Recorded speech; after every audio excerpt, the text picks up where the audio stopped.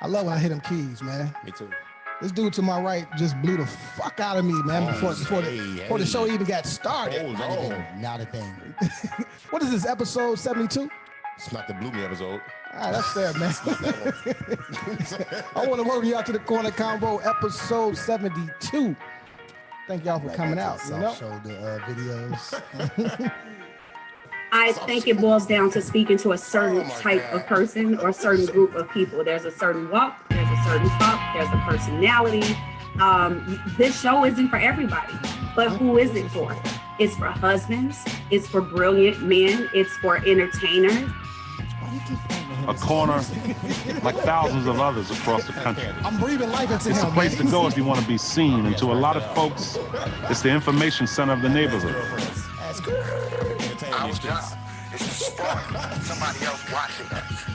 We might not be the ones, but let's not be selfish. Let's not talk about how we should. Mug is in the bag, and the bag is the bass, and the bass never change. It's a groove. As soon as you hear that groove, I know I got you. Got a uniform for this. Again, welcome to the Corner Convo, episode 72. I will be your host for the evening, afternoon, morning, wherever you are at in the world. My name is Ahmaud. Say what you want, just spell my name right, you heard? I'm one of the baddest motherfuckers of all time. One of the best singers, one of the best looking motherfuckers you've ever seen. Hold my drink, bitch. I honestly believe that, but okay. Next up on my far right. Today, stop looking at my board trying to see what I'm doing, man. Next up to my far right. Did you cut Tupac out today? Yeah, no. Pac was here. Pac is in the building, man. You was in it, right? You was distracting me, dog. Anyway, man, shout out to AB is in the building. All right? If you shut up, I can get to your shit, you know? It's okay. I'm about to be on some real murder shit, eh? I'm telling you, man. Any nigga that ever looked at me wrong owes me money or ever said any jealous bullshit about me is fucking dead. I do believe that. You understand what the fuck I'm saying? Hey, they're fucking dead, man. I understand, brother. Tad, you got to do certain shit. Next up. You want to bring that back? We can bring that back. Okay. Next up, man. To my immediate right. You'll see it when you see it.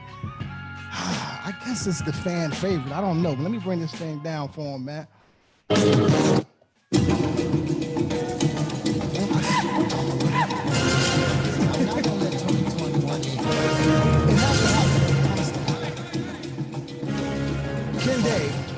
I'm an African genius. He never really changes his composure. That's odd to me. I'm an African genius. From now on, King's disease. I get it. I'm an African genius. So from now on, you will refer to me as the African genius. Corner Combo even hit the block. Home. I didn't want to travel with you. Gotcha. No, these are the travel. You got to bless them with some pinnacle one day, bro. Oh, damn. Yeah, don't worry about it. We'll take care. Y'all so nice. Oh, y'all so fucking nice, You don't man. even know, man. You had this whole plan to like give you 8 bottles of Pinnacle, but with Grey Goose poured in there. That's So disgusting. that you could drink it and then be like, oh, it's amazing. Right. And be like, it's not Pinnacle. Just to prove that you know it's terrible. A true vodka. 5-time distilled vodka connoisseur knows the difference. If it's vodka from the French Alps or from out south, okay? It's a big difference. Well, let's kick it off. Episode 72. French Alps. Let's all give 2020 AB SIP award winner. You know what I'm saying? a happy fucking birthday, brother. West Side You know what I mean? Chicago. You know what I mean? Happy birthday, sir. Another Thank you. rotation around the sun. Around the sun, brother. Look here, when they give you shade, bro, your shine should always come through, period. And every year I make this journey, my shine gets brighter. That's how I look at it. Yep. Yeah. Lips glistening. Pause. Wow. Yeah, I see what we doing today. Shiny face. I see exactly what we doing today. Did you partake in anything for the birthday? Yeah, man. You know, unexpectedly, I didn't want to do anything this year. I wanted to chill, just be cool, you know, and build up to it, because I really wasn't off. But then, you know, the time arrived and my birthday was here. It's like, fuck it, man. Let me just do something. And it ended up being really good because you brothers came out. Made the king feel like a king, man. You know, my family came out, made the king feel like a king. Y'all waited in line. I was about to say, Yeah, let me tell you yeah. something, bro. An establishment that don't deserve to have 2 front doors. I ain't waiting in line. I'm not waiting in line in any city Right. Ever. in at least 10 years, bro. The minute we pulled up, I was like, man, Joe, I really do rock with Bossy. Yeah. You're about to get all these text messages. Happy birthday, Like, yeah, bro. fam, I'm out. Salute I'm out. signs, all of We this, out you know here. what I'm saying? Cheers. I'm not standing in line. And the best part is the people that was standing in front of us was complaining like they normally be getting into the Bellagio and shit. Like Oh, they my were God. just like, oh no. And I'm just like, yo, Nobody in there. No, man. Shorty, Nobody. Shorty walked saying? up like a girl, I'm with you. And I'm like, nah, we Right, not doing y'all that. punched it with We my- not doing yeah. that. She like, I got 5. No. All the facts. I'm like, They man, tried that bullshit. yeah. They won. They actually did that. That's when you came to the door. We walked in. He was like, no, we only said 5. And I was like, I'm like, I don't know where 5 came from. Not to mention, it was so much space in the location when we walked in. This It was not a bro. capacity That was issue. stupid. It was about the slow bar, but And that's he had, okay. And he had a clicker too. We ain't gonna say the name of that establishment in Blue Island. It's all good. Yeah. Martin's friend. Would y'all consider that discrimination? No. I would consider it bad business. I mean, because security was like, hey, no guns. You know how many guns was in there? Yeah. Real talk. Like we Because, yeah. definitely at one point in the later part of the evening, when you got bumped by a particular individual and he wanted to buck up a little bit, 3 people went for the strap right there Man, on the Joe, site. You don't want to do that, man. You know, it was just a sight to see. It reminded me why I really don't go out no more to certain establishments. Facts, man. Things change, people change, and so do surroundings at a certain time. So it's like, but I had a ball though. Fuck that. No, we had- No, long we guns kept definitely- coming, we the definitely shots kicked kept it. coming. The vodka kept coming. By the end of the night, I Did the was shots. good. Did the shots. Well, I got great footage of our good brother, helping the celebration, carrying the round of Yeah. shots on the tray. I'm not Yeah. gonna say shit, Yeah. but by the time it One was eye closing open time, and slightly on the tilt. we had a specific member of our gathering. Let me say that too, though. You know, it's a fucked up place when the best looking people in the All with entire you. building are all with you. It's like, wow, fam. There's no competition here. Yeah. Zero. Yeah. Either gender. Yeah. Nothing. It was But, rough, man. I didn't realize the city was, it's hard out here for some That's people, Blue Island, though, man. dog. That's It's Blue hard Island. out here for Blue some Island. people. But then I'm gonna shut up after this. Had a particular member of a party doing push-ups on the car. Oh, I missed That's that. how the night ended, bro. I was What? gone On by the car that. with people in it. It was Was the good. car moved? Nah, they were impressed. I mean, I'm not surprised. People in your family seem very, very, what's the word I'm looking for? Poised. Very poised to show off certain feats of Facts. strength. That's true. Push-ups on a That's true. car. I don't know why Shit was- that's a particular shit was feat of hilarious, strength. Y'all should have just picked the motherfucker Was up he and, lifting the car? just took it with you. Push-ups Fuck it. of the car. Hey, Blue Island police just stopped and looked at us like, we ain't gonna bother that man. That's We just gonna hilarious. keep on moving. Fuck it. Well, he ain't gonna make it home no way. We'll see him shortly. I want to thank y'all though, man. I appreciate that, man. You know, it was all good. No, it's all good, man. I wasn't gonna be able to miss it. But no, I asked, was it, or did you feel like that was like a form of discrimination? Because I saw a tweet that went out and it said, Black men. Wait a minute. So nothing about my week. Here we Oh, go shit. again, man. Damn. God, This is twice. what is going on? with You know what? man? I hate you. I have the This is greatest ice. weeks every week. I hate you. Is that what it is? I hate you. You could just say. I hate Kende. All right, there it Jeez, is. I mean, I wanted to say that because All right, well, I don't want to talk about it no more. Go ahead. we're pressed for time, but go Back ahead. to No, your tweet. I actually want to hear about your great week. Your great week. I actually didn't have a great week. I had a very simple week. So what's the purpose? Simple is good. Basic is good. You dog. ask. Oh, I apologize. Protocol. All right, facts. God damn. How was your week, sir? It was very basic. All right, mine as well. Unpack shit, did work. End of story.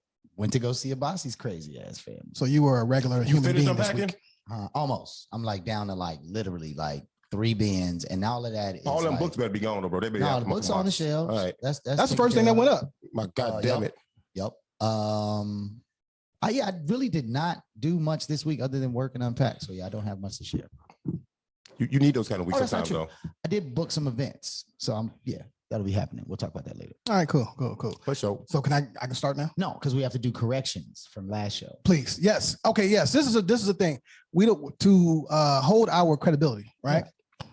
If you hear us say some things, EDIB. sometimes they are ITY. research and sometimes they are, sometimes we're just wrong. And it's our job to give the correct information. So we want to hold ourselves at a higher You ready to standard. hear me spell that word, bro? Credibility? Yes. That wasn't And impressive. I got it correct too. You all Googled 2 it. points. You Googled it. Fuck out of here. So go ahead and start with your corrections. Yeah, no, for sure. We talked about the Rittenhouse case last week, and I was erroneous information.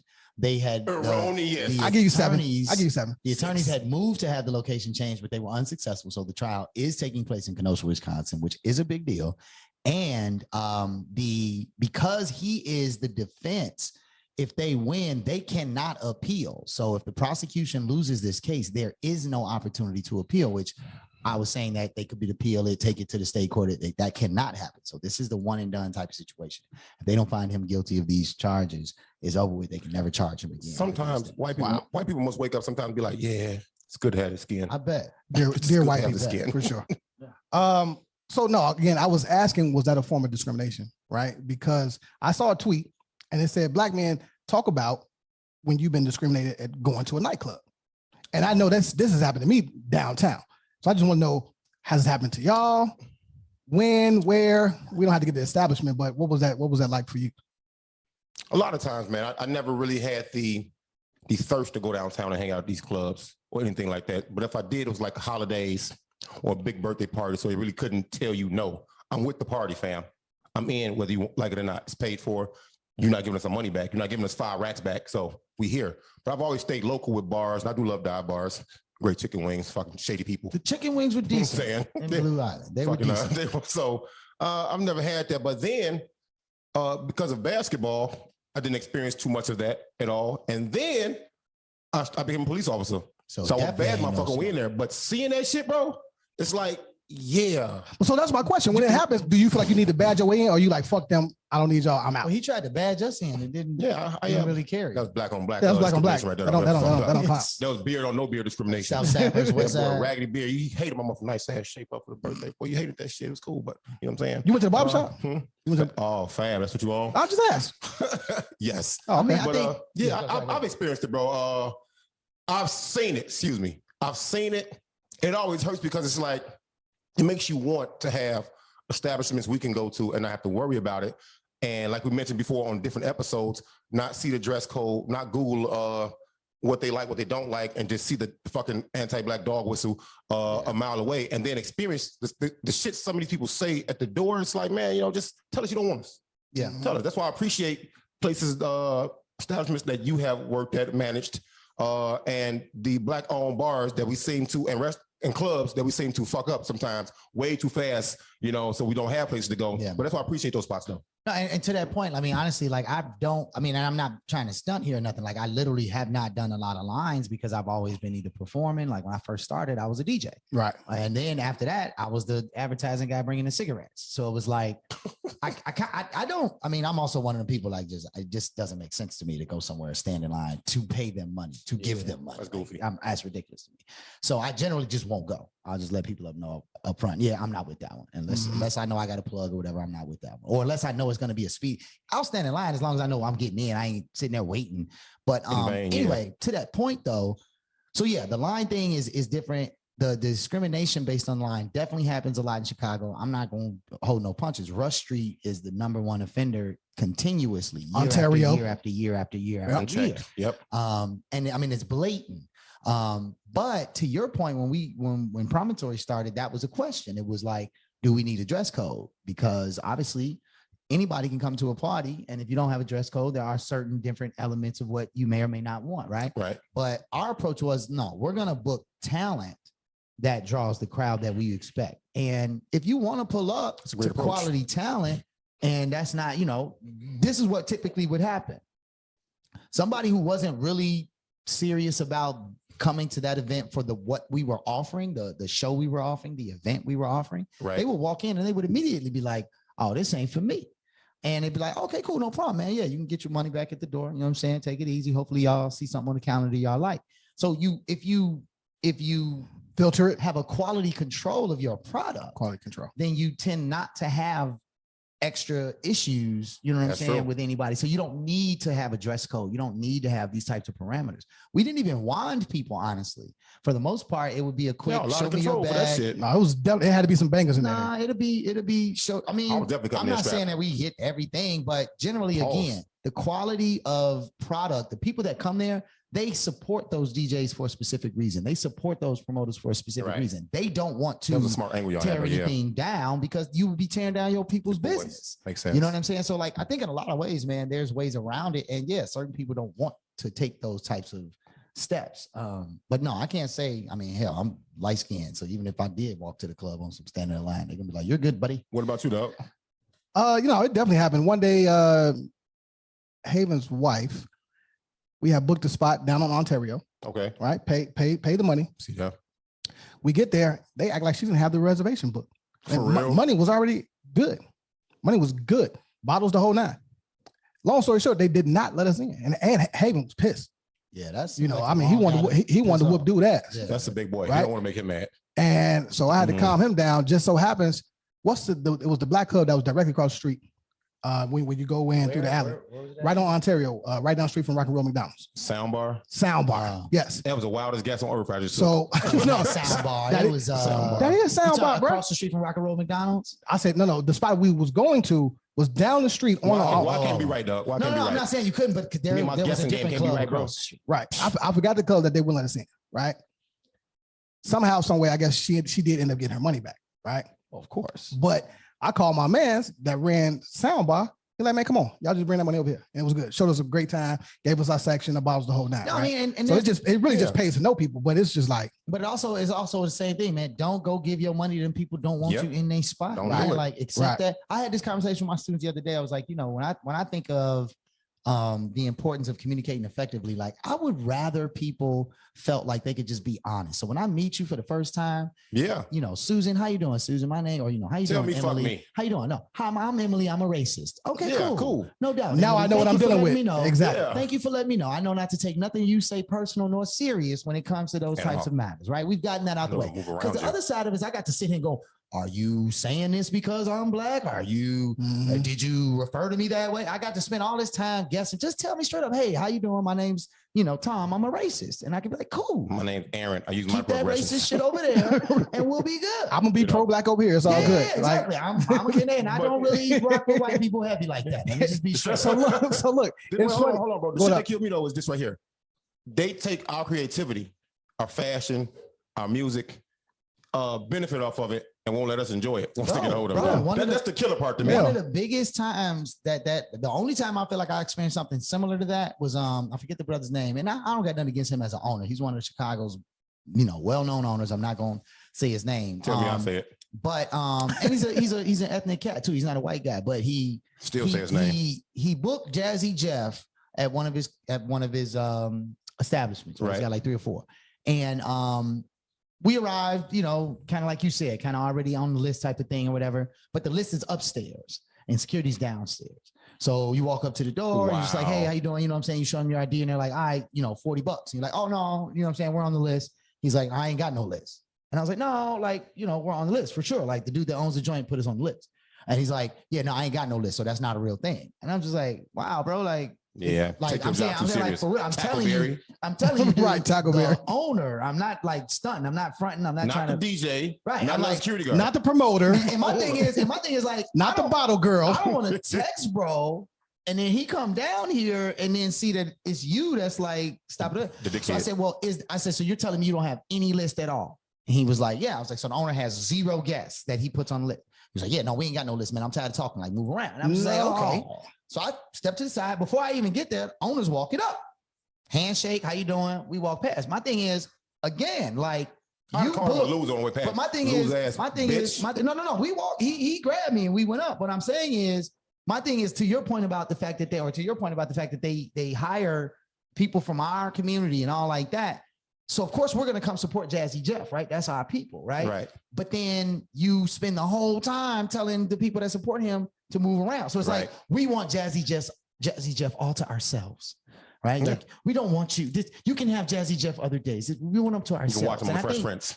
But I think that there is a built-in expectation that certain people in the world, and it's not just white, it's a wealthy thing too, right? There's a class piece here. But like just this idea that like, no, if we want an experience and we want to exclude people, we've earned that right, either through skin privilege or through money privilege. Right. And I think that's the conversation. I was gonna say that on a different quick hit, for real, because that's just crazy. But No, I found it interesting. You know, you said you get light skin privilege, which is funny as hell, right? No, I'm saying I don't get the immediate. No, I know, but just check where I'm going, all right? So there was, I don't know if y'all read it or heard it, or if you even checked You don't get light skin privilege? I'm caramel or some shit. Change the flavor every time you talk. Wow. But check this shit out. 31 flavors of light skin. Facts. 50 shades of light skin. Light skin today. It depends on the lighting. You know what I mean? Today we have good lighting, right? Good. 50 shades of beige. So there was a mother, a Caucasian mother, walking with her daughter, who is biracial, and they're walking through the airport. She got stopped. Someone on the plane told the pilot that this young lady is trafficking children. She gets the child is black. The child is black. And the mom was white. They're on the plane. Someone tells the pilot that she's trafficking this young girl. This is recent. Yeah, like so they get off the plane. Black person or white person that called the? We don't know. I didn't say. I loved it. But they walk. I loved it. They walk through the airport. Police run up on them, like put her in handcuffs the whole nine. Like, are you okay, child? She's like, this is my mom. Great. Hey, separated them and everything. That's not great. Why would you assume that? It's a black child. I'm okay with that. She's mixed. Trafficked She's all mixed. the time. I'm just saying, like these children are being trafficked, and when they with white people, they not being stopped. Is there a mixed box on the application? At all. It's black or white. There's no mixed box on the applications and shit. It's super prejudiced, but I guess I don't know if I'm. It's goofy. It's Karen being Karen. It's Karen being Karen for. Do we know it's a white person that did that? I'm going to assume. I'm definitely assuming. A white lady called the police on another white lady with a mixed child. What? Matter of fact, I did the homework. It was. What? You did the homework? I did the homework. It was. Love it. So I like it because of this. Shout out to Southwest. I mean, shout out to Karen for making sure your black children are protected in the. Is that what you're giving? Southwest just fucked up. All kinds of shit happened on Southwest. It makes sense for me that you don't see that connection. No. White lady sees other white lady potentially, like you said, I ain't saying that she should have done it, but I'm saying that the fact that a white lady saw a young child of color and called the police on another white lady saying, I think she's being sex trafficked. Do I think it's stupid? Yes. But what I'm saying is from a racial perspective, the Karen thing doesn't fit here. The Karen thing is when you call the police on black people for random things. She's called the police on a white lady. Karen is Karening, and there are no boundaries to Karen's being Karen, bro. I think they're very clear, demarcated. The whole concept of Karen that's 2 points. Come on, I can't be the only one that sees it. So this Southwest employee, fuck all that shit. This Southwest employee, all right, who has no training on spotting shit, takes it upon herself. Oh yeah, that person is trash. They're illegal. Yeah, you know what I'm that saying? person That's is true. trash. You know what I'm saying? But that person should have had better decisions. And then for the police to run up and be like, "Hey man, handcuffs, separate the mom and child." It's like, "Hey fam, y'all get it together." So when you sent that bro, I had a hearty laugh. Yeah, at that shit. I say, look at this here. And you know, typically you would think it's the other way around, right? Yeah, it's just a black mom with a black dad with a light-skinned child. Like, okay, what's going on here? I definitely do see what you're saying. I definitely see what you're saying. But it's like, mind your fucking business. No, I agree. In general, you know what I'm saying? And even biracial couples and children are out here. But to Abbasi's point, if somebody, let's say you're the flight attendant, right? Has that ever happened to you? And being as pilot, being as bright as you are. You know what I'm saying? Like, so in the moment that you notify them, your response is simple. Okay, thank you for letting me know. We'll go check on the situation. You go talk to the people. Hey, how you doing? Where y'all headed? You ask basic general questions. Yeah. Who y'all going to visit? Oh, you going to see grandma? If there's simple answers that are cohesive, then you go, all right, have a great flight. If the kid's like, I don't know this mother. Yeah. So then you call the police. That's fair. That's why he said that the mom and daughter didn't talk for the entire flight. I'm like, you go from California to Denver. That's 30 fucking minutes. True. That's a nap. Yeah, hopefully everybody looking for a break. You know what I'm saying? Like, all right, fuck Southwest. Garcon, would you mind? That's what he told me to call you, by the way. That was not my assholes. You got a port. You're supposed to port too. Oh, nah, I'm good. All his motherfucking jeans. Hey, look. So in the Ahmaud Arbery killing, right, in the trial, right, they have an all-white jury. Where y'all at with that? Majority white, one person of color. One person of color. I mean, that's all it's white. It's like a lot of men. It's too, all right? white. Yeah. How many? I don't know. But it's more than men. Yeah. What? And we're in Alabama? Georgia. Yeah. Why do people think Georgia is so black because of Atlanta? It is not. I mean, that's hip hop. That's hip hop. It's not black at all. At all. Because of Atlanta. At all. That's what people only pay attention to the Atlanta part of Georgia is what I'm saying. That's where all the Confederate flags are at. All right.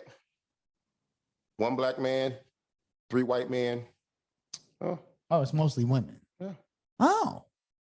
Who picks the jurors? How does that selection go The judge down? acknowledged already, bro. She said that there appeared to be some intentional discrimination in the jury selection and the process, bro. So if the judge is seeing this, bro, this is come how on now, fam. This is how it happens. You get a notice at the crib. We all get notice. Yeah, randomly. Either we show up or Wink, we don't. wink, randomly. Whoever shows up, both attorneys interview them. They ask some basic questions. Do you have a particular position on gun control? Yes. Do you have any black friends? Yes. Like they actually basic things like Ask that, me some more right? questions, bro. Things that are somewhat Are they supposed to be non-biased though? So you as a Right. juror shouldn't be biased, right? Right. Exactly. The questions or the jurors? The questions. The no, questions. well, The questions that they're Questions asking. what they want to be. The questions can be what they want. They're designed to identify if you have Who you are as a bias person about things that are going to be discussed in the case. Right. Makes sense. So if you Right. have a Trump, do you have any prior history with, Right.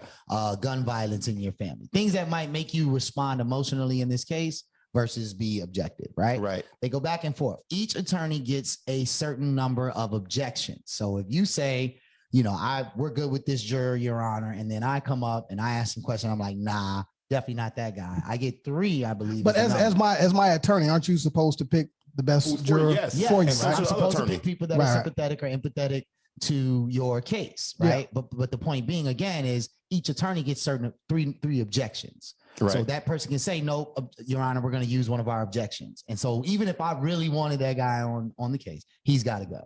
Right. After a Right. certain point, you're out of objections and you have to fill in. But this also goes back to the original part is how many of us show up to jury duty? We got shit to do. Okay, fine. But Yeah, that's how you end up with, that's one reason. Shouldn't we get mama paid loves more jury for duty, that? though. She loves it. 2 things. Church and jury duty. 2 things. The She's census. The census. How many of us She fill is out? there. How many of us fill out the census? Right. Me. These are the That hurts us, things. though. But these are the things that play out in civil society. Yeah. That hurt us in the long run. Right. So you have a certain number of people that represent that county, and so there's a percentage that they expect. If only 10% of the black people in that county filled out the census, then it's totally fine for them to say, oh well, we only have 10% represented on this jury of black people because that's clear and connected to the county, right? That's cool. And additionally, a last piece on this is that you do have to expect that in certain counties, you're going to have a higher volume of one race or another. And so it's Georgia. not, Say it would be Georgia. from a purely mathematical standpoint, it's Georgia. not completely out of the ordinary to see that. Georgia. Wow. Well, you know what? No, I'll just say this, man. People like to say that the system is broken. The system ain't broke. What? It's made to work for So your the people. PlayStation system? What system you talking about? Listen, like guy. The system ain't broken, bro. It was never made for us, for one. Okay. Facts. That's a Start there. different You ready to strategy. fix your face now? I mean, Fix your fucking face, bro. Get him. It's Get not him. made for us. It's not made for us at all. It never was. It's working Okay. for who's supposed to work for. okay. And that's agreed. not us. Agree. So you're right. It can't be broken if it was already made to design and designed for that. Okay. Yes, sir. I'll take that point. So you, Abasi, Your I'm point. Abasi's up 2 right now. I don't even know that. I don't even split double teams either. I pass the ball. Pause. Kobe. He's Kobe. He's Kobe. You were saying. All right. Anyway, Abasi, I have to ask you, how do you feel about the judge lifting the mandate? That was the most meaningless court proceedings I've seen in a long time. So Please tell me why. What it said was we still have to enter our information to the portal, whether we are or aren't vaccinated. And then what it does is send us back to court to arbitration. So December 31st, we don't have to be vaccinated. We don't have to meet the vaccine mandate, but it's still in court. So it's a very good chance that by December 31st, we could lose that shit and have to get vaccinated. Wait. Just so I'm clear. So the ruling is you do have to report to the portal what your vaccination status Yep, is. which we were really but against. right, because of the sharing of information and privacy. I got that. But you don't got to get vaccinated by New Year's Eve right now. Okay, But we so- are in court right now. But when you say in court, are you saying that the potential that the court case are in will rule arbitration that right now, you excuse me. do have to go get vaccinated after the judge has said you don't? They stopped that. But when you're in arbitration, when arbitration ends, the decision is that decision. I got that. And so what's the concern about what the decision will be? That's what I'm missing. That if we lose, like New York lost, you know what I'm saying? They all have to get vaccinated, at least Okay. one dose by year's end. If we lose, a bunch of cops, maybe 3,500, they prepared to walk away. Some cops went to Indiana already. Because losing would mean that they are reinstating the mandate. Absolutely. That's what I'm Why you trying could to ask in a simpler way, bro? It's your job. This is your life. I gave it to you peanut butter and jelly style. You made a motherfucking pastrami sandwich out of it. I don't think you quite did peanut butter and jelly, but okay. You almost confused me, man.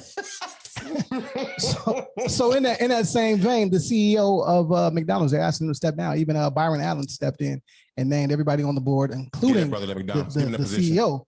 That no, we need to remove him immediately. Byron Allen. I'm talking about Byron Allen. Give him because he made a comment on the 7-year-old Jocelyn Adams, and then Adam Toledo more or less saying it's fucked up that this should happen on your watch. It's the parents' fault. It's quote unquote goofballs, right? I gotta see the quote though, man. Let me the paraphrase thing or something like that. Let me give you. Unfortunately, I had a life of work today. Like again, I get it. I'm the only one that actually works at work. I'm understanding that. It's cool. We've established that. Here's what he said. The CEO of McDonald's said, "I'm the loser in this situation." P.S. Tragic shootings in last week, both at your restaurant yesterday with Adam Toledo, with both parents failed those kids, which I know is something you can't say, even harder to fix. That's what he said. He said, wait, what was the last part? Read the last line. Even harder to fix. He said, with both, the parents failed those kids, which I know is something you can't say. And it's even harder to fix. See, that's the part, right? You want to look at it? No. That's the part though. So I think he used the wrong. He shouldn't have said. He shouldn't have said that. Maybe he shouldn't have said that. But you have to speak out as the CEO of the head of a company that's being asked these questions. Like, no, this was an email, bro. This was a private quote unquote email. Still though, I understood. I think the order is what probably got him in trouble because he said he spoke on the parents' responsibility first. But his point in saying that I know it's not nice. Look, I'm getting to this point right where. I'm serious. We're studying freedom of speech in my class, and we're at the point now where, like, literally, I use the example. Can't say nothing. I actually use the example of like when we were talking earlier when we first met. Right? We were joking.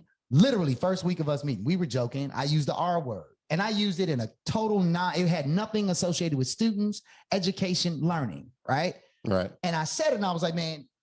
He got real kind of in his chest. I was like, yo, bro, we don't say that. And I didn't know he was really even talking to me. Right.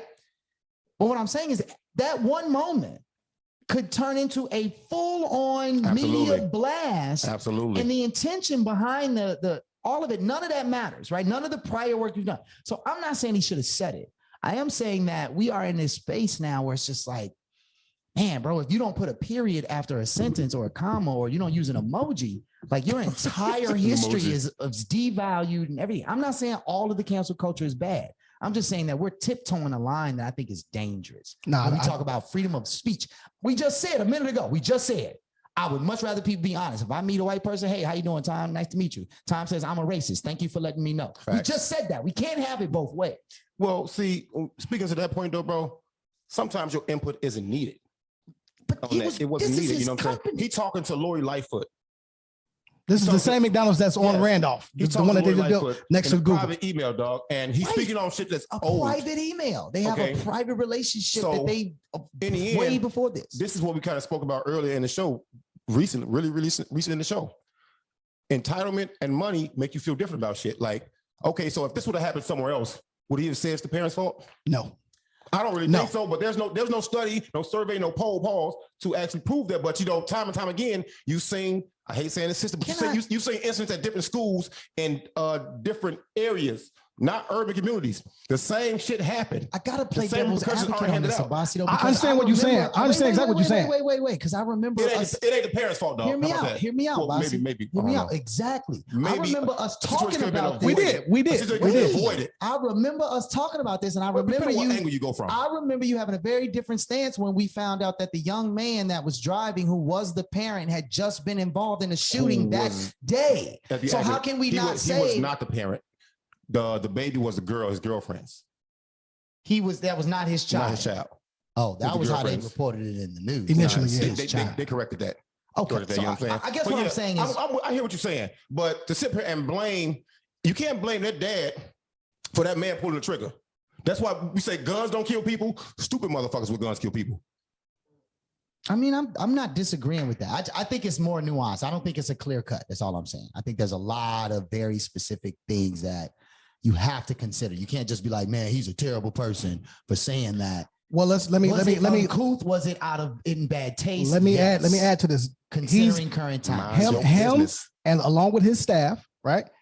They have had people report them for being racist at that particular location. Everybody there, right? So this isn't unfamiliar.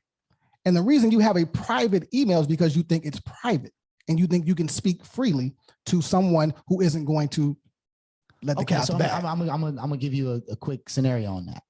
We have the Corner Convo is a business. It's an LLC. Yes. If we are sharing information that is specific to our show that we want to be proprietary and not get out to anybody else, should we not be able to write private emails to protect our product, to protect our intellectual property to one another? For sure. So that's what I'm saying. You can't have it both ways. But I guess my question would be, is he speaking to Lori as a friend, or is he speaking to her as business? When you speak to friends, you sit down with them so that they're not an email. Okay. But he is still on the hook, and we probably went over on this, but I'm just saying, as the owner of that company, he is expected to respond. Now, was his response well thought out or written? And again, it wasn't his response to the public. Sometimes give a cookie cutter answer sometimes. Yeah, it's fucked up. But it wasn't a response to the public. He didn't send this to ABC News. ABC News just got this out of his private email. McKenday, it's out, and guess what? It's fucked up. To what you were saying, you can't say a lot of things. It was not phrased correctly. I agree. Right. I don't. Would you have said that? I don't think that this makes him. No. I would have. I understand the philosophy that I understand the information that he was calling. I don't know if I agree that just in the way it was phrased, that means he's empathetic. He's not empathetic to the situation, that he's not understanding of world history. I mean, world issues. Yeah. But when you say things like that, it makes me less objective of what you actually are. So if I see otherwise, then okay. All right, Kende, this is for you. That wasn't for me. No. That seemed like my bag. No, it's definitely your bag. It's definitely your bag. Definitely your bag, right? Bossy sent this, man. I thought this was dope. This is a question on an elementary school test. The question said, slavery. Maybe this was the fifth grade. Excuse me. This was the title. I guess it says slavery in the colonies, right? And the question says, let me bring this up. Why were slaves used in American colonies to perform labor? These are the 4 answers for the listeners. I want y'all to check this out. A, there were no jobs for slaves in Africa. B, slaves were the best workers. C, there were not enough workers. And D, it was illegal for the other people to do work. Give us the correct answer first, if there's one. Man, this shit is false. This shit is false. Yeah. The question is. And shout out to me for reading that all the way through. I'm gonna be tired. It's like a total of 17 words. He was probably in the car just doing vocal exercises in the car. Oh shit. I'm gonna keep this short. Honestly, it's really not that complicated. Textbooks are historically written by the power elite, and education is largely controlled through these textbook companies. And it's the way in which you can control a population. Beyond that particular question, good teaching really teaches you how to phrase a question so that you're not steering a student into an answer. All of those options completely steer a student into an away answer, from the fucking truth.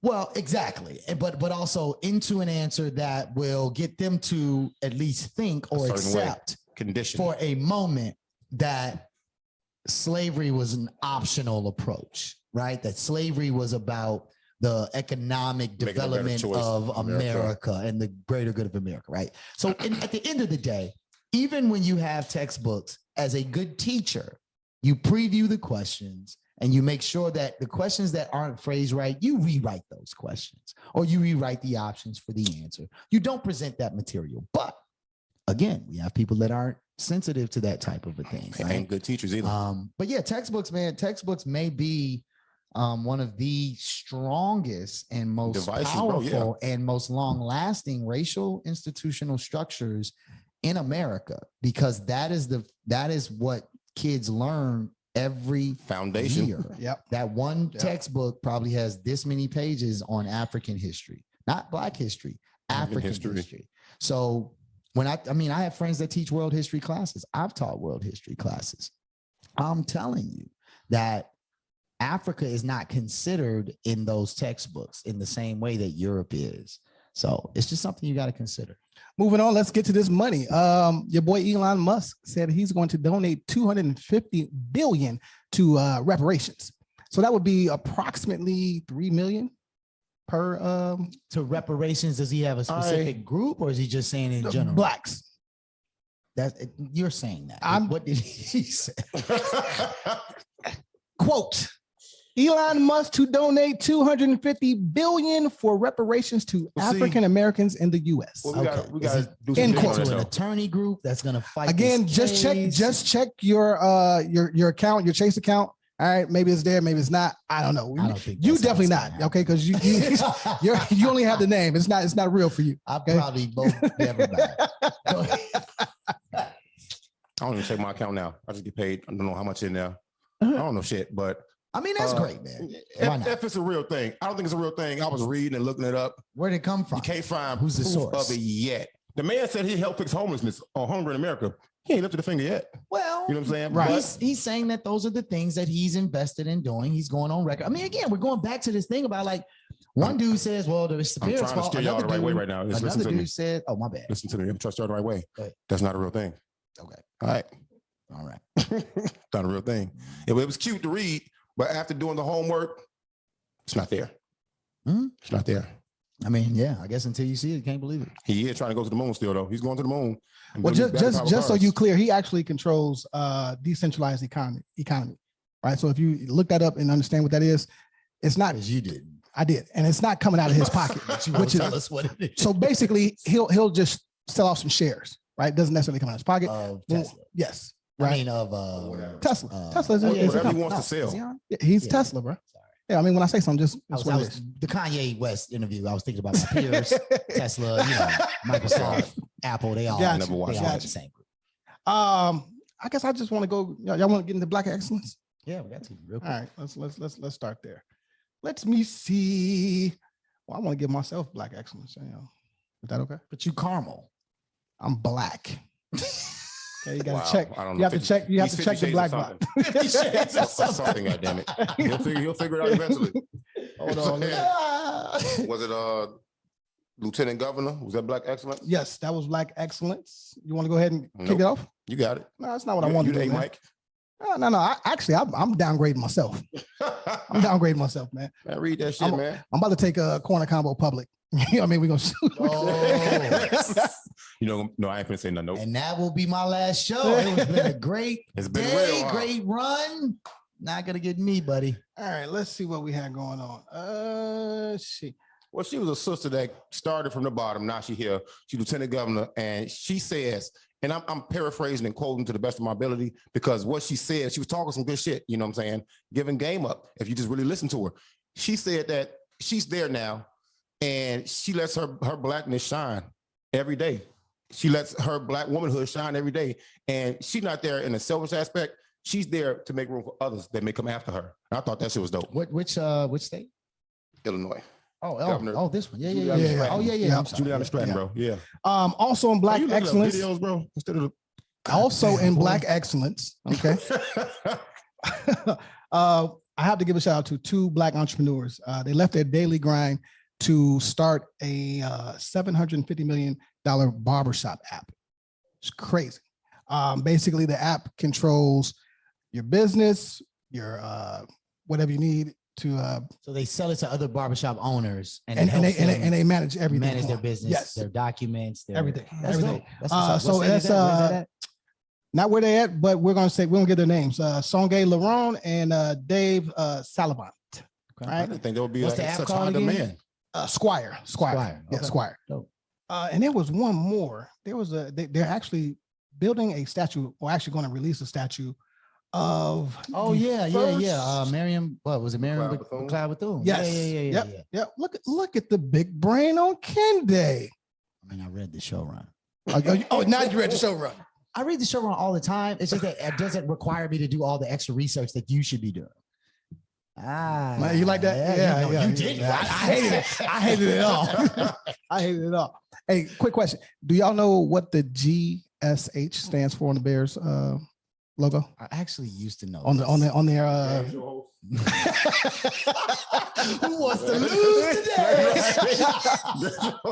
Who's the biggest loser today? I used to know this. George Hallis, George S. Hallis. George S. Hallis. Right? I'm not even a Bears fan. I know that. That's Thought that was cool. You know, he basically started almost the NFL. Really, he's a champion. He got two trophies. Blame him for the Bears not having a good quarterback in eons. Don't do that, man. Because my boy Justin played. My boy showed out. My boy showed out. The defense is terrible. That's the end of that story. Fair enough. Did y'all cry last night? I was upset. I didn't cry. I was the one in the bar with all the Bears gear on, telling everybody the Bears are gonna lose. They're terrible. They're gonna get a penalty. People stopped talking to me after the third quarter. It's like, no, all that negativity, keep it over here. I swear to God. And then when dude kicked the field goal, one guy ran out the bar like with his hands up, like, yeah, buddy. I was like, bro, that fell 45 feet short. Like he lost. No, but on television, it looked like it hit the bottom of the goal. Right. I said the same thing. I was like, oh, it almost went in. But nah, bro, he was about 15 yards short. Yeah, y'all were watching the game. I was at work. Doing what? I'm not gonna say I was working, but I was there. We can't speak about his real job. We just know he has a uniform. That's all we know. All right, so let's jump into the topic real quick before we bring our guest on, and I want to talk about the Black experience. Abasi, I would like you to read that, please. I send it to you, though. Yeah, but I'm asking. Why y'all fighting about reading? Because I don't read out loud. That's not my thing. Okay? You have destigmatized. No, people being able to read. If I'm gonna be on this show, I teach you. You have to understand your strengths and your weaknesses. Guess what? I'm not reading out loud. It's the worst. All right. Okay. The Black experience. All right. Check this out. Where did this come from? What is it, and can we define it? Why are the microphones so high? What is the Black experience in the educational field? What is the Black experience in the managerial role, corporate world? What is the Black experience in policing? What is the Black experience in Chicago? I talk so fast and I love it. 45 minutes. It's not really. You can shorten it up though. Part two is there's a we part know two. our Black experience is different from our parents, and it will be different from our kids. With that being said, do you see this experience that is unique to getting better or worse in our lifetime? Let's go with the second part of that question, because all of the specific industries, that'll take forever. But the second part of that question, which is, what is the difference between the Black experience in prior generations, our generation, and generations to come? All right. Kids. I think that's a real thing. I think I mentioned this to y'all. I was reading that book. I was reading that you didn't want to read. I did not. I was reading that book, iGener, and audio, and it. Okay, I was listening to the book about iGen, and something that's very extremely interesting. You said iGen? It's called iGen. Okay. iGeneration. Right, because of the internet. Got it. Internet. But what one of the first parts of this that's really interesting to me is that our parents' generation, we had our dads on the show. That was a great episode too. Generation, our dad's generation was like a 30-year generation, right? The baby boomer generation was like a good 25, 30 years, right? Generation X shortened to like almost like 20 years. And then millennials came around. That was almost like 15 years. And now we're at like a 10 to 12-year window for generations, right? Because of technology. So the experience, I think, generationally based on that kind of model is definitely gonna mean that there are different experiences within it. And we're talking the difference between in-person only experiences with society and culture to almost completely virtual experiences in relation to society and culture. Meta, for sure. So yeah, I don't know. I don't know if I have an answer to the question of what is it? Give me the last part. Like what you said, is it gonna be different? And do you see it? Has it gotten better or worse in our lifetime? Better or worse? Wow. WORSE. I think you have to talk to. I don't have children. Well, first I would talk to, as I always do. Right? You are fathers a lot of kids, bro. True, but that's different. I can lead them kids, and I don't have to care about what happens after I leave. Right. You actually got to be stuck with yours. So I think you have to start talking to your parents, right? I do. I know you do, and you do, right? Absolutely. The way that they view the world completely different than how I view the world. The way that I view the world is completely different than my children view the world, right? It's difficult. It's good to hear, right? Because you got to know where you came from, know where you're going. That's kind of how I look at it, right?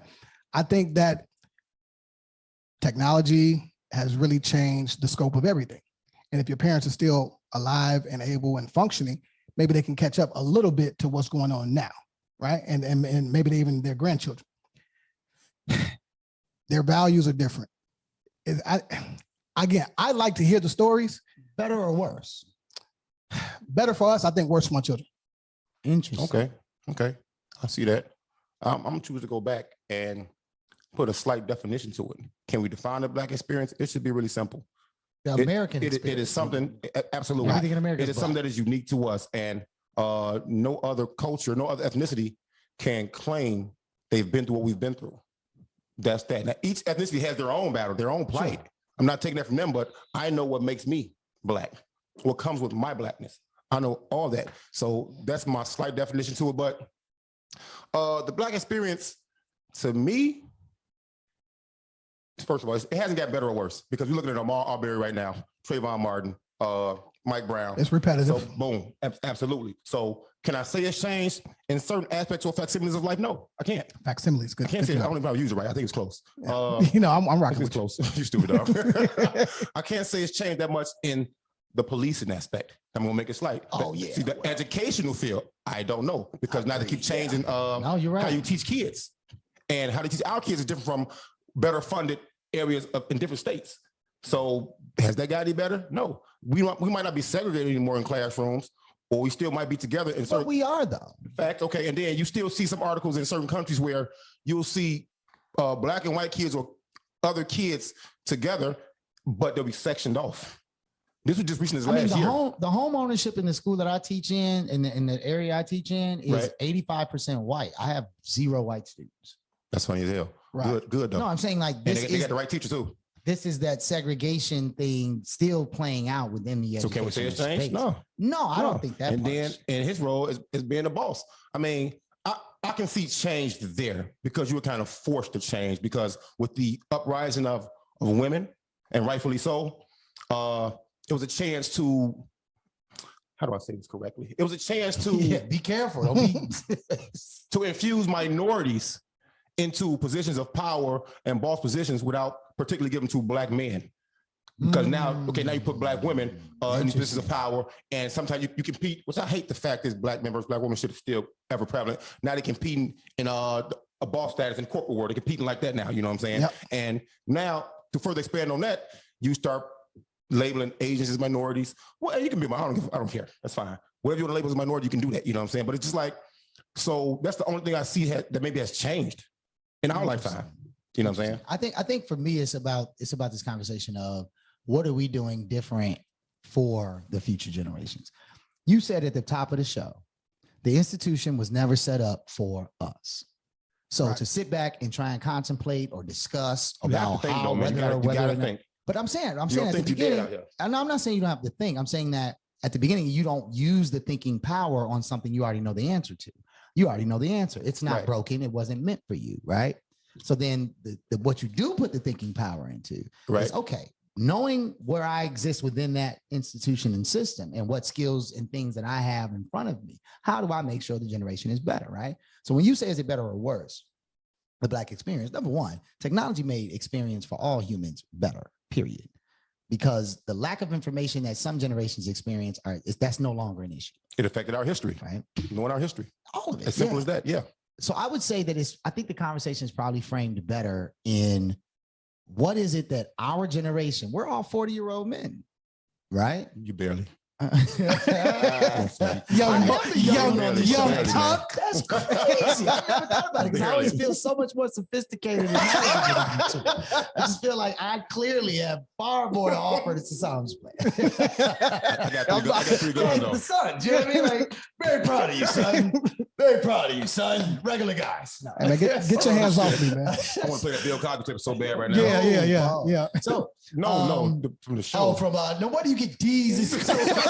That's the dumbest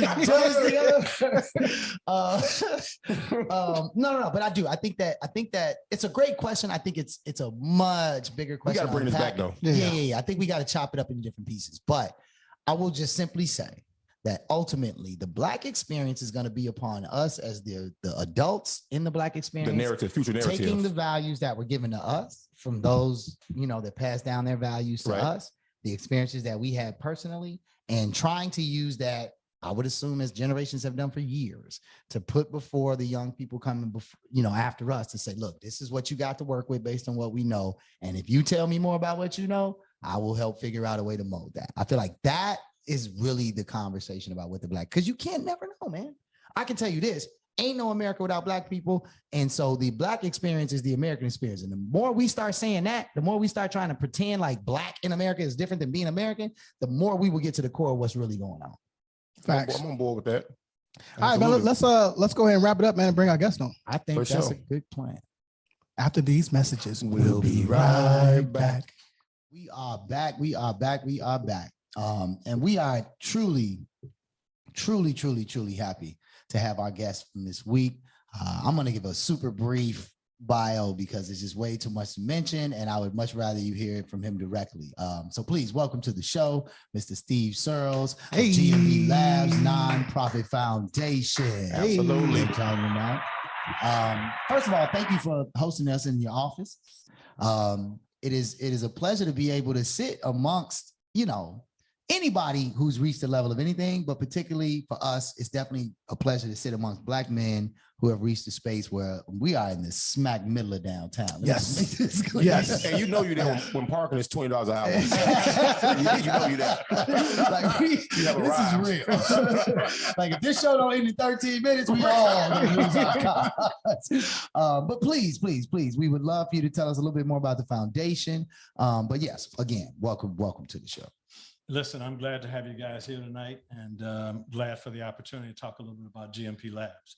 So GMP Labs is a not-for-profit that we started several years ago. Really, it was started based on a desire to give back to the community. I've been in the construction business for over 40 years. I was given an opportunity as a high schooler. I was going to Morgan Park. Mustangs, yep. Shout out. Back in the 70s. And my shop teacher came to me and said, hey, Steve, there's a special program that's being developed, but you're going to have to transfer to Dunbar. The program is designed to allow African Americans access to Washburn Trade School, because back in the 70s, brothers could not get in Washburn Trade School because the test to become a carpenter was significantly laden with calculus, trigonometry, and stuff you would never see. Right. So they had two Especially if you modes were in of a entry. neighborhood school. If you're a brother, you fail the exam. If you were other, you failed the exam, but somebody corrected the exam and you got in anyway.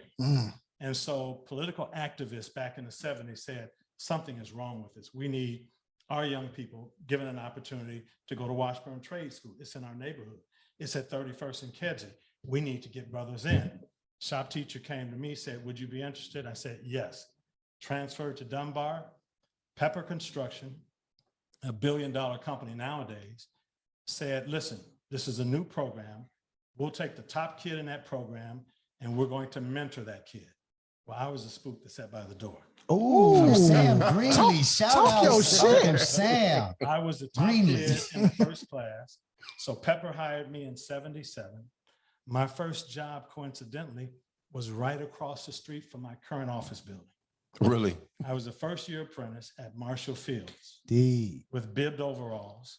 I worked all of 2 years with Pepper before I got promoted to a foreman, then superintendent, then into management. I didn't stay in the trades physically because I learned how to manage work, but it was for me, starting the not-for-profit was a way for me to give back to other young people that wanted to get involved with the trades. And the trades does not mean you become a carpenter and you build houses for the rest of your life. Right. It's a segue into construction. Some people As a take business, the professional as a business. $1 trillion business Absolutely. industry. There are different ways to get involved with construction, just like there are different ways to get involved with real estate. Some people go the legal route, some become mortgage brokers, real estate agents. There's so many different paths. So construction for me was just a way to get into an industry that I was fond of. But I didn't stay in the physicality of it, but I wanted to create an opportunity that would allow our young brothers and sisters an opportunity to gain what I call the mastery of building a single family home. Let me press pause on you real quick. Because of how you came into, and it's funny because we were talking about the Black experience when you first walked in, because you had the Black experience to get into the Washburn program. Absolutely. You know what I'm saying? Yep. Did that affect or have any influence on you wanting to give back? It had a profound effect. And how Because much? if it were not for the fact that somebody gave me an opportunity, so it was about me really being in touch with my past and realizing that I was standing on the shoulders of those community activists that were lobbying the unions back in the 70s. Fighting saying, just for "Hey, one listen, seat. open the doors For for one us." seat. Yeah. And so that door that got opened for me, it is incumbent upon me now to open other doors for other brothers. And so Man, that's hard right there. Oh. that's why we started this master home building apprenticeship program, is because it only takes a spark to get a fire going, right? Thanks. And so it only takes somebody opening a door. And little did I know in 1977 that I would eventually become the vice president of Providence Hospital. Mm. And Well, hold on. Yeah, wait, hold on. Man. We're not gonna do that. So in Flex. In 1992, there was an executive search conducted for a project executive that could take over the $60 million renovation and reopening of Providence Hospital, 51st and King Drive. I was the person selected. Indeed. They had been there for 2 years and they had only gotten 5% of the construction project done. Damn. In 9 months after I arrived, we fast-tracked $55 million of construction and opened the hospital. Man, that's like, yo, And we so- got to keep clapping. Yeah, Like, we're going to be doing a lot of your clapping business. through this So episode. let me say this. Little did I know then that after I finished the construction, John Stroger's eventual chief of staff, Orlando Jones, Mhm. the president of the hospital, would come to me and say, "Steve, we want you to become vice president of operations here now that the construction is done." And I said, "Man, I don't know anything about running a hospital." He said, "Well, if you can do what you did in 9 months, you can run the You can hospital." figure, yeah. And so I stayed on board for 3 years and helped to operationalize the hospital, had about 8 to 9 departments with 500 employees, and did that in my early 30s. And then I moved on.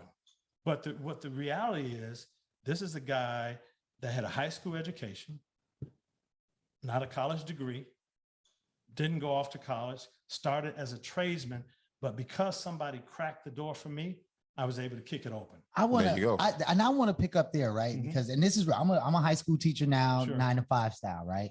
My private, I'm a high school business student. is entertainment, Mhm. and in a lot of ways, kind of similar to you. Like I kind of found like the way in from the corner, and then found my way to where I wanted to Right. be, right? Bar in But the corner. one of the biggest questions my students ask me, and I'm a huge proponent of believing that a student that asks a question really wants to know the answer. Right. That not them asking doesn't identify like, oh, I just don't want to do the work, or they really want an answer. And if you don't give them an answer, or if you just go, don't worry about that, then you're doing them a disservice, right? And one of the biggest questions I've had, especially now, students say, what if I don't want to go to college? And I'm saying, that's cool. So what would that mean for you though? What's the next step? What's your plan behind it? Like, I don't think college is for everybody. College wasn't for me. It took me 7 years, right? For real. It took, because I didn't know, I just went because I was supposed to. I had a good GPA, I had a scholarship. It was like, oh, go to Absolutely, college. man. I didn't have no idea what I wanted to do there. Some of the experiences have served me well now, but I didn't graduate with any credentials. Mhm. I picked my own classes. Anyway, enough of that to say that. So when you talk about this idea that for these students, they want to be, they understand that. They understand this relevance piece. They understand that that's 4 years of me going to learn, maybe get a job in that field. That's right. So with the nonprofit specifically, what type of program is it? Like is it for young students? Is it for 18 and over? Like what's the No, that's a good formula? question, because I was going to ask, what's the difference between a 90-day and the 6-month program? Well, here's the thing. What we call it a 4-year master home building apprenticeship program only if the individual has that kind of staying power. So let me tell you how Right. the program is designed. Yeah. The program is essentially designed to have the apprentices cycle through the construction of a single family home from start to finish. That's Got it. crazy. Now, here's what's Got it. different I in love that. construction. The average guy arrives at a new home site. He's either there for one discipline or another. So in a brand new house, Electrician. you have excavation, Right. dig the hole, Yep. you have concrete, the foundation, you have plumbing, electrical, HVAC, roofing, drywall, taping, painting, all of that. All of those are specialists. What we're trying to do is take it back to what I learned as a first-year apprentice. I was working at Marshall Fields with these guys from the old country. And they used to always say to me, why do we wait around for electricians? Right? In the old country, I hook it up. I do it right now. I do it right now. right. In the old country, we do it all. We Right. don't wait on nobody. So Yeah. I said, what? They said, in the old country, we build the whole house. We don't wait. Why Right. do you wait? And I said, I don't know. I'm an apprentice. Right. Why we wait on electricians? So I said, if the old country taught back in Eastern European days, Yeah. or countries rather, if they taught individuals how to build the entire house so that there isn't a specialist, why can't we replicate that and teach our students and give them the exposure from start to finish? Yep. So they're there for the footings and foundations, then they frame the house, then they do the electrical, they do the plumbing, they do the HVAC, they do the drywall, they do the taping, they do everything. This is astounding. So they have a lot of verticality, a lot Ooh. of options. And you get to see the full, so you get to Absolutely. find Seven the part for that you verticality. really are Yeah. interested And in. see- You're not locked in one And lane. guess what the union does? Because I haven't been a union guy. The union creates specialists. When you're a specialist, you create dependence. Yep. Yep. Because all On of a that sudden, industry. Yep. you need me. I need you, Mr. Union. If I'm going to do footings and foundations, and that's all I know, how am I going to go to my neighbors I'ma on the work. block and say, "Can I do your footings Can I do and your, foundations?" yeah, Right. exactly. My house is already built, son. What are you talking about? Right. But can I go to my neighbors and say, "Can I change your light fixture? Yep. Yep. Yep. Can I replace your faucet? Ooh, customized. Can I See. put a new AC unit in for you? That's why so Can I many give you contracts out here ceramic too, though. tile?" Steve, So, Yeah. yes. I guarantee you, your crib is off the chain. I need you to give me. I need you to give me an invite, right? I need you to Which give me an one? invite. What we Right. talking about? No, it's funny because like my mom and dad like are super That's into architecture and at one point we had gut one of our two flats and just changed it completely around. And I was 14, 13, digging the holes and all, and it was in my mind. I'm like, I don't want to do this shit, right? But my father was trying to teach me and my brother How you gonna something, pay for right? the Jordans? Yeah, exactly, right? So and then my mom, she's an interior designer, and this is just what she does. And collectively, they put some amazing things together, like amazing. So I'm very familiar with what you're talking about. I kind of want to transition, if you don't mind, right? Good. I want to talk about your children, Mhm. right? How many you got? Let's start there. 4. 4. Okay. It's a nice round number. You got visions?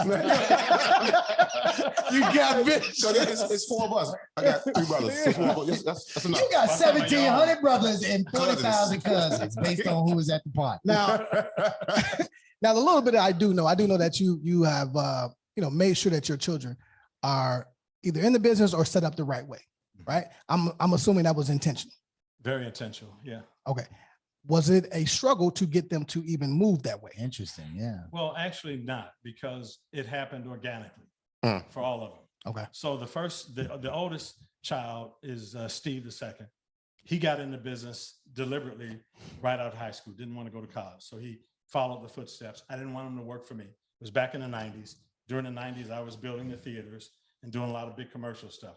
I sponsored him into the union, and he'd built a lot of custom homes out in Burr Ridge. Nice. I wanted him to go work for other people so he So would he can have get the feel for the appreciation real for what industry. it would feel like to Yeah. come work for me. My oldest daughter was off in college in Atlanta at Clark Atlanta, HBCU. And she Shout out to the Clark Atlanta. somebody happens to be in the house. I see it. No, there's some Clark Atlanta fam out there, no doubt. She had visions of mass communication, Broadcast, singing. yeah. She was in college singing background with Keith Sweat and doing other stuff. She never even thought about this. Right. But over time, I saw a need for her services because she's very capable in a lot of different areas, kind of like what we call an old school girl Friday. somebody who can run an office. Girl Friday. It's called a Girl Talk Friday. to me. Talk to me. Somebody who could do a little bit of everything. Talk like to a me. piece of DMs and darks on the cutback. Like Yeah. that new No, my brother, you got to get your own. Yeah, I heard about that. Yeah. You heard about those? Yeah. They basically did all the work and didn't get the credit. Oh. The VP of operations had the title, the money, but the Girl Friday Spoke ran about the that. operation. Got it. And so she reminded me of that because she had such a diverse background. She had worked in corporate with Comcast, supporting one of their executives. She just had a lot of ability. So I tapped her. We thought it was a good fit. She moved here from North Carolina, and organically she joined the business and has made a significant impact. After that, my youngest son, who had no desire to get involved with construction, was off playing college football, played 4 years, got to the Washington Redskins rookie minicamp. I've seen his clips. I've seen his clips. The young boy is nice. Torn oblique muscle, and decided he was going to give up on that, hang the cleats up. I said, okay, while you're out there rehabbing, and he was in Long Beach, training with his speed guy. Shout out to Snoop. Yep. What a place to rehab. Same place Snoop's Yep. son trains. Yeah, I already know. He was out there doing the speed stuff, trying to get his 40 right back again so he could do a second trip to Washington. He said, I'm going to give it up, man. It's too much of my body. Plus, I said to him, if you're going to go out there and train, you got to work. You're off my payroll. You graduated now. Real shit though. Yeah. Right. Yeah. So I said, here's what It's a we'll life do. lesson. We'll do a little deal out there. So we bought a piece of dirt and we built a custom home that we just sold for 1.3 million. Shout out. Hey, team. We got our butts kicked out in LA because we didn't know the lay of the land. Right.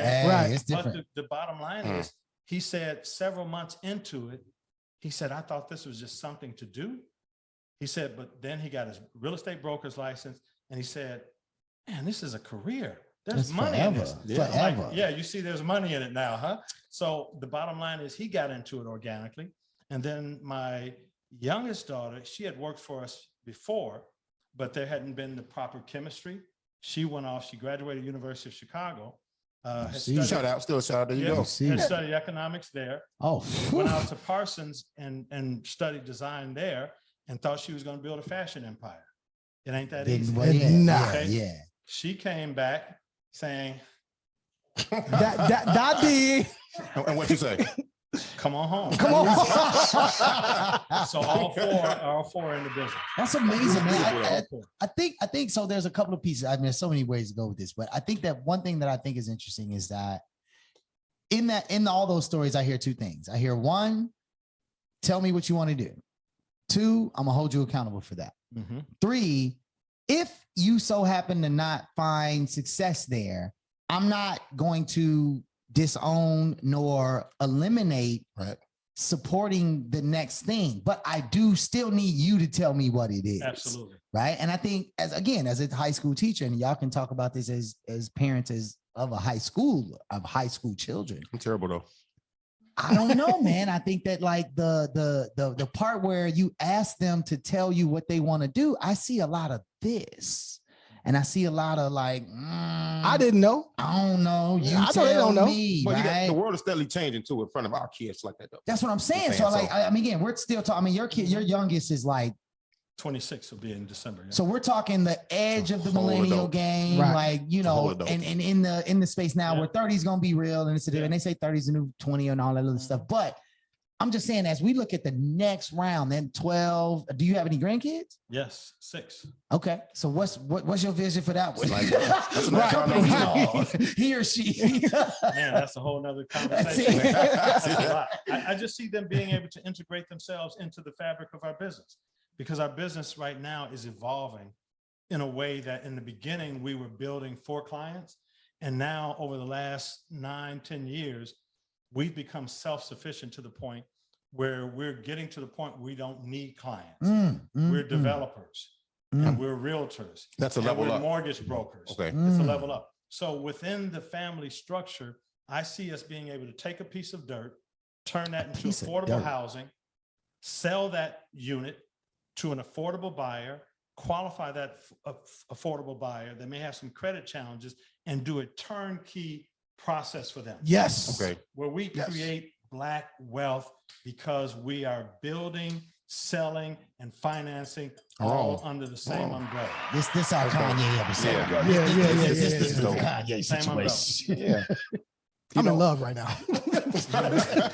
I'm in love with the whole everything. Listening to you talk, it debunks the theory that the media was news, newspaper, social media, movies, TV shows. It debunks the theory of Black fathers being non-existent. It debunks that like hardcore, you know. And Chicago's a hell of a city. So I'm piecing this together real quick. Chicago's a hell of a city. It could make you or it can break you. You know what I'm saying? Do you think if you weren't from Chicago, you'd have had that same grit to do what it took to make Steve Searles? I think so. My mother and my father. My father's family's from McCormick, South Carolina. You know, I was gonna guess Mississippi. I was wrong. Only Okay. a generation removed from slavery, or so, or two. Okay. My mother's family's from Mississippi, Jackson. Right. Fine, okay, there you go. Yep. So my mother is a 4'11", steely little lady. My mom too. My mom's like 5 foot at 4'11", best, right? Had 8 kids, 7 of us living. What I got from my mother was the entrepreneurial spirit. What I got from her was toughness, stick-to-itiveness. What I got from my father was, you know, the talent and the skill, because I got that skill set. Things came naturally to me. But my ancestors were master carpenters and builders in Mississippi. They took a handsaw and could build any type of roof you can imagine. They were talented, qualified individuals. And so I don't think Chicago is what it took. I think my ancestry qualified me for this. So it was there. It was there. It was there. I mean, our ancestors went through so much. My grandfather, my mother's father, migrated here from Mississippi, and he started a painting business by hiring white people to be the salesman. Hey, and smart. he would show up. Dear and do white the work. people. Yeah. That's He smart. painted all over the city of Chicago, and they never thought this boy was anything but the worker. And he reported to the white men that actually worked for him. He did a reverse role. That's funny. What's his name? They did a movie like that. They did a movie like that. John Spell. John Spell. Spell. That's Google important that. history, man. No, it Well, no, is. I mean, it's probably not on Google, bro. Like, No, it's probably not. it's probably not, but that's important history, man. And but the thing that just clicked for me right now is that he referred to the ancestry that built America as master builders. So like, that's the proper term. It's not slave. Master The builder. proper term is master builder, that because on the they shirt. built every stitch of everything That's right. on this joint. That just changed my whole perspective as an educator. Listen, man, our ancestors built the pyramids. Exactly. Facts. They built Facts. everything you can trace virtually in that space. Our ancestors contributed. And listen, I worked for a small firm in New Jersey called Benjamin Banneker. Benjamin Banneker was He one laid of out the the- greatest surveyors in history. He laid out He DC, laid right? out the entire city of Washington, Yeah, D.C. yeah. A master surveyor when Black folk weren't even allowed in college. Couldn't get in the room. Benjamin Banneker. Yeah. So we've been building and really displaying our excellence for generations. We've just not identified with it. And in the last several decades, we've run from that. And so what has happened in the trades, our Latino brothers have taken our place, our seat at the table, because we've pursued rapping, we've pursued basketball careers, entertainment, football careers. When I got in the trades, African Americans were represented as laborers, cement finishers, drywall tapers, carpenters. Our numbers have dwindled to an all-time low. And guess what? Union tradesmen are making $100,000+ a year. Yep. I tell people all the time, the equipment manager for the Chicago Bears makes $90,000 a year and does that for 45 years with no risk of injury. The water No boy in the concern. NFL makes Right. 54,000. So to your point about Like, come on, man. No skill set. Understanding the holistic industry and not just the one lane of being the one lane. player, That's right? We could go. You know what, though? No. We got time. We got time. In Chicago, at some point, they took trades out of schools. Yes. It became unsexy. You had CPS. So now we didn't see it. We didn't see it anymore. And so why would we want to do it now? If it's not instituted in us at a young age, it's like kids watching cartoons. We still like our interlude. We just said after these messages, that's something these kids, they don't fucking know. We know because we old. Right. You know what I'm saying? And then college got pushed, right? For a long time. See, when I was growing up, the word college never came up in our household. My father was a laborer, Then he became a City of Chicago garbage man. We never taught college. I really didn't aspire to go into college. Eventually, yeah, I heard more and more talk about it. But, you know, over the last several decades, people have really pushed their kids to get a college education. Schools, it's how schools are funded based on how many people, how many students in your school. College is a hustle. College is a hustle. But also be clear, they don't have to graduate college for you to receive that funding. They just have to go to college. They just have to be accepted. Wow. And as long as your percentages are above a certain threshold, your funding won't get changed. If you start to fall, and this is what I'm saying, parents astoundingly right now are saying, my kid wants to learn how to make money. My student wants to learn how to have a business. I had a student tell another teacher, and he was not happy about this. She said, why do I need this class? I'm not going to say what class he teaches, but she said, why do I need this class? And he responded, I mean, because it's a part of the curriculum. And she said, but it doesn't teach me how to make money. I taught entrepreneurship for 2 years. And what I'm telling you is, what I saw in that moment is the age-old question of why do I need this was answered, because it's the business you want to create for you, your family, and everything you want to do. So if you come in here every day and you spend 45 minutes not doing shit, that means you don't really believe in you. You don't really believe in this business, which means you need to find another one, or you need to accept that you're going to be somebody else's employee. Pick a lane, right? Yep. And so, yeah, I think that there's a lot here. I want to take it away for a second, though, because you were a young man one day. You didn't have children yet. You were not married yet. Were you in these streets? You don't have to say a year. You don't have to say no names. You were in Chicago, and the reason I asked this part of it is because Chicago has had, a cultural pulse, stylistically, entertainment wise. The cool comes from Chicago. I'm gonna just be clear. New York is a close second. Sure, yeah. LA is following behind, but the cool comes from Chicago. What was cool when you were 18? Listen, when I was, I'll say before then, what was cool was getting my hair braided.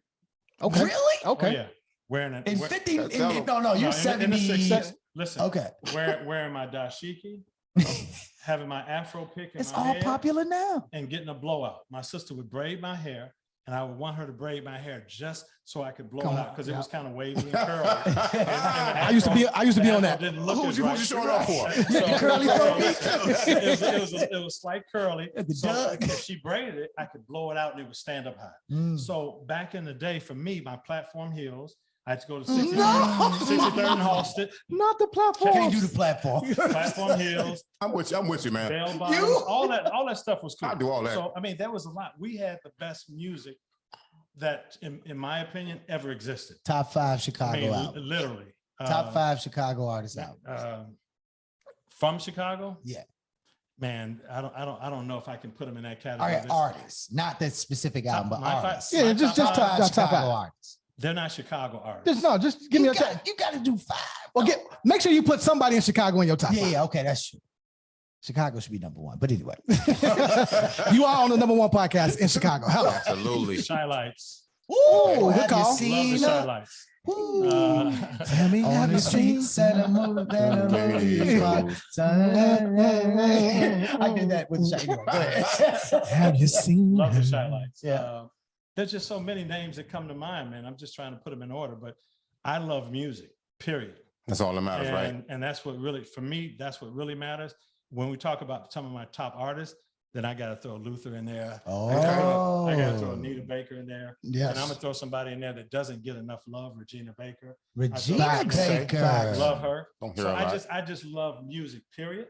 And then if we're talking about gospel, I got to talk about the Winans. They right up the road, Yes. A long time. Yeah.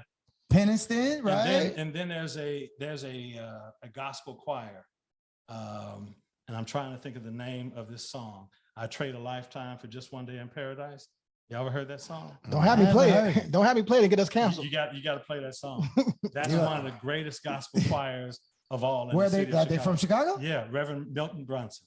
Oh, everybody knows that name. Yeah. Milton Brunson. Okay. One of the greatest Chicago artists ever from a gospel perspective. So I love so much music. I can't tell you the top 5. I feel you. Do you play or do you sing? What do you do? I used to sing. Yeah. Used to sing in church. Makes sense. Yeah. Makes sense now. You used to sing? Do you subscribe to the thought process that because you born in the city, You have to cheer for their sports teams? No. Okay, thank you. No. Thank you. that was so far because here's the thing. For a while, listen, I've always been loyal to the Bears, but when I was a kid, I would cry every Sunday when the Bears would lose. Because my main man was Gail Sayers. Gail was I love Gail. Gail was the man. To me, the baddest ever. Yeah. And so I would cry literally every Sunday because they were losing every Sunday. And I got older and the Bears kept losing so much. I became a fan of just good football. Yes, right. Me too. And I used to love watching Chicago, San Francisco 49ers and the Packers play. I wanted the Packers to lose, though. Ronnie Lott was my guy. Football game on grass, right? Because I got tired of the Bears getting their butts kicked. I will say I gained a real affection for Brett Favre and Aaron Rodgers simply because they are good quarterbacks. They're good quarterbacks. I had to separate from the green and the yellow thing. I had to separate from that. Right. And half my family's from Milwaukee anyway. Right. But I swear, in the same way, I said this in the bar last night. I was like, listen, I don't watch these games with any expectations of winning. This is my exercise in hope. I get to hope, and they almost did it last night, right? Like they almost won. To me, last night was about just enjoying a competitive game. Exactly. Yes. To the very last minute. To the very end. Second, yeah. And if Justin was a little bit more experienced, he would have slowed down the pace and scored with less time. Yeah. But that was just his youthful enthusiasm hurrying up. He wasn't the old bull that said, let's walk down. He what? And get them all. You know what I mean? Yeah. We all know that reference. Yeah. It's man talk, ladies. You know what I mean? You gotta relax out here. Do you partake in beverages? I do. What's your favorite? I'm only a wine guy because really. Here's a reason. I grew up in a family or in a household where my father was a functioning alcoholic. Okay. And so for me, what I saw alcohol do to him in terms of his conduct, it repulsed me. Okay. How I saw him treat my mother, how I saw him, conduct himself. I was going to Morgan Park in the morning. I love my dad. He was a great man, but he had the demon of alcoholism overcame him. Right. So I'd be going to school at 6:30 in the morning, walking to school, save my bus fare. He'd still be at the kitchen table nodding out from the night before. And so I saw the ills of alcoholism. Yeah, not the fun party vibe. So my buddies would come over to the house. We had a finished bar in the basement, and they would be, oh man, we got all this stuff. You want something? I'm like, man, I don't want none of that. I'm okay, right? I'm good. I'm good. And so that's always been my mantra. That's I interesting. grew up with it in the house, vodka, gin, rum, everything you can imagine. It never appealed to me because when you have it every day in your house and you see the embodiment, The luster's of it, gone. treat your mother and That's others strong. a certain way, Yeah. you're like, that's not what I want to be. And so everything that my father was not in terms of what I wanted him to be, I became.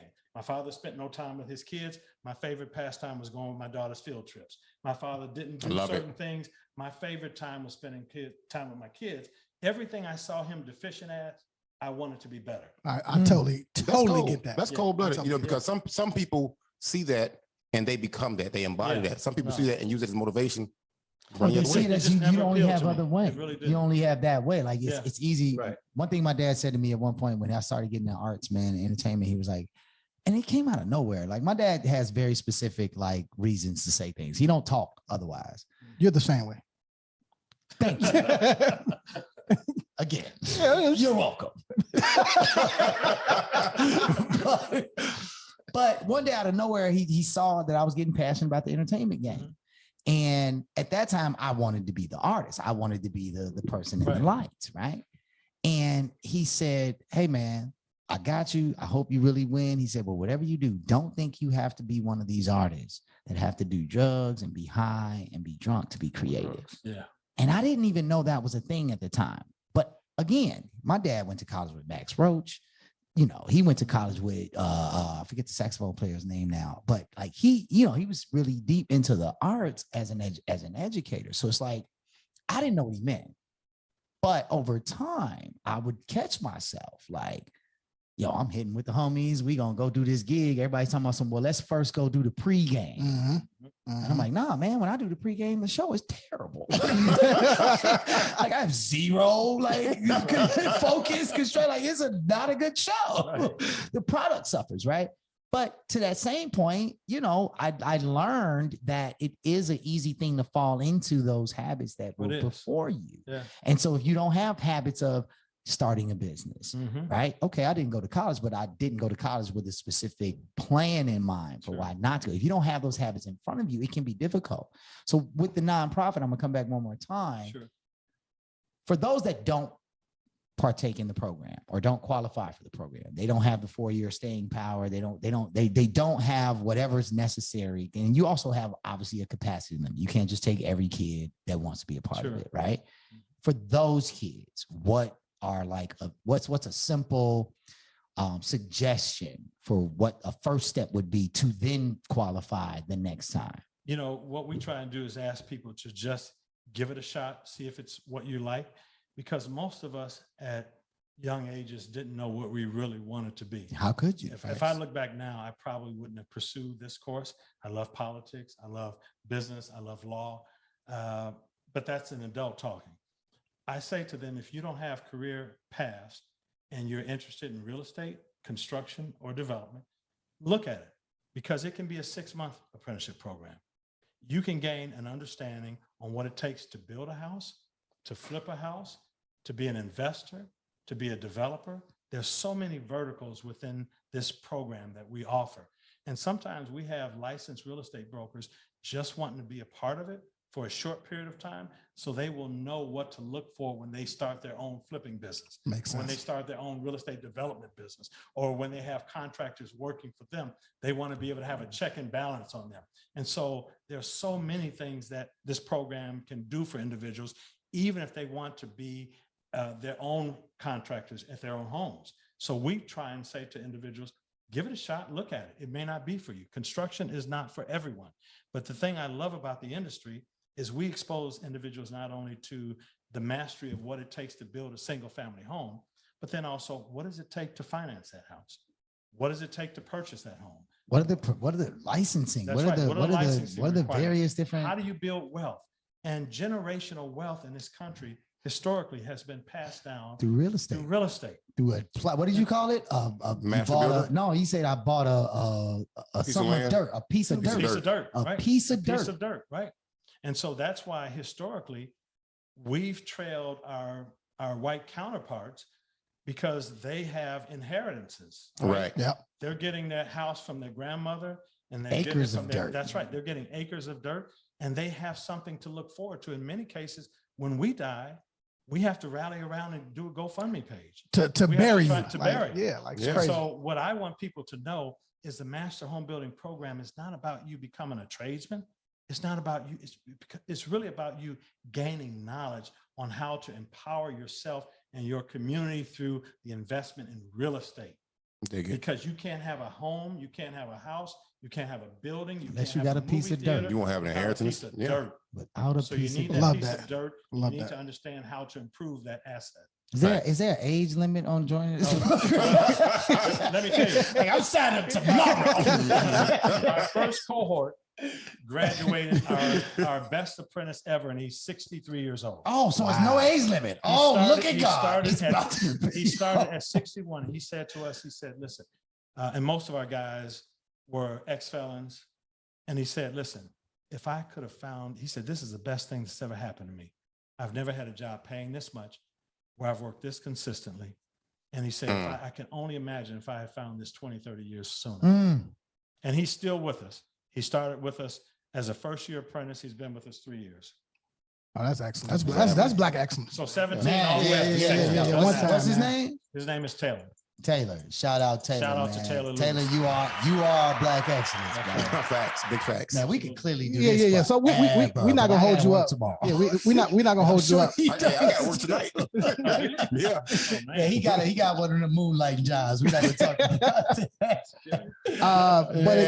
Not quite. He dressed up in security for his. But again, thank you for welcoming us. Pulling up on the corner convo. I think the people, our 10,000 plus listeners will really enjoy the information and the jewels that you dropped today. It was like, I need your number. Like, wow. Yeah. It's a pleasure being here with you, brothers, man. Yeah. Really impressed with you. Also, let us know where we can send people to find out more about the foundation. It's gmplabs.org. Okay. All right. gmplabs.org. They can check out the website and they can get in touch with us through the webpage. Okay. Awesome. Thank you. So this is episode 72, man. The Corner Convo, Yeah, man. Hey, Whoa. I'm gonna say right now, Nori, you up against the best right now. I know you had Kanye, but we got Steve. We got Steve.